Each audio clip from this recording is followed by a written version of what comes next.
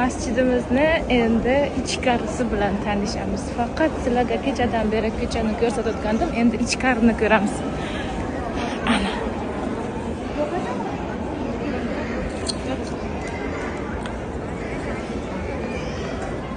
Ana, bu yoqqa kelib odamlar kitoblarini qo'yadi, ana bu yoqlarga. Ana.